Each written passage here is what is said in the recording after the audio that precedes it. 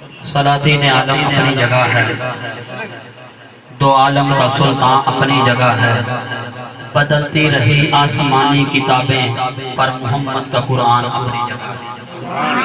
ایک نعرہ بلند کرو، پتہ چل جائے کہ تسی ہونی نالتے نہیں سو گئے، پھر آقا نہ ملا شروع کر دیں۔ نعرہ تکبیر، اللہ اکبر، نعرہ تکبیر، اللہ اکبر، نعرہ رسالت، یا رسول اللہ، نعرہ رسالت۔ یا رسول اللہ، بچوں کی آواز زیادہ ہے، بڑوں کی کم ہے، سب بولے نعرہ رسالت، یا رسول اللہ، نعرہ حیدر، یا شہید میلاد النبی۔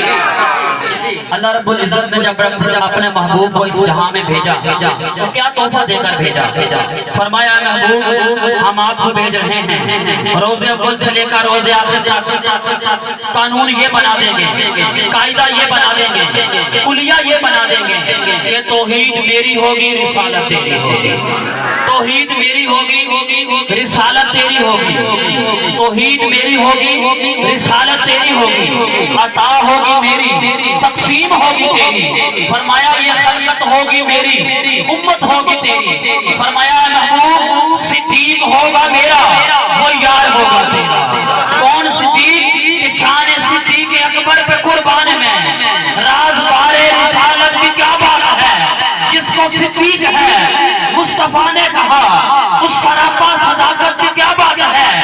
ارے کملی والے کی جس کو رفاقت ملی، سب صحابہ کی جس کو امامت ملی، سب سے پہلے ہے جس کو خلافت ملی، صدیق تیری تخت خلافت کی کیا بات ہے؟ فرمایا صدیق ہوگا میرا، وہ یار ہوگا تیرا، فاروق ہوگا میرا، جانثار ہوگا تیرا۔ کون فاروق؟ کہ مرد کلندر، مرد ہنر بھیجنا پڑا، اونچے بدن پہ اونچا حصار بھیجنا پڑا۔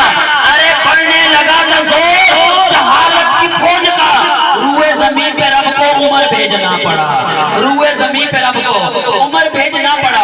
فرمایا صدیق ہوگا میرا، وہ یار ہوگا تیرا، فاروق ہوگا میرا، جانثار ہوگا تیرا، عثمان ہوگا میرا، داماد ہوگا تیرا۔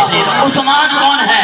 کہ جب بھی کوئی شرم و حیا پر عنوان لکھے گا، جب بھی کوئی شرم و حیا پر عنوان لکھے گا، ارے اٹھا کے قلم سیرت عثمان لکھے گا۔ فرمایا صدیق ہوگا میرا، وہ یار ہوگا تیرا، فاروق ہوگا میرا، جانثار ہوگا تیرا، عثمان ہوگا میرا، داماد ہوگا تیرا۔ فرمایا علی ہوگا میرا، وہ بھائی ہوگا تیرا۔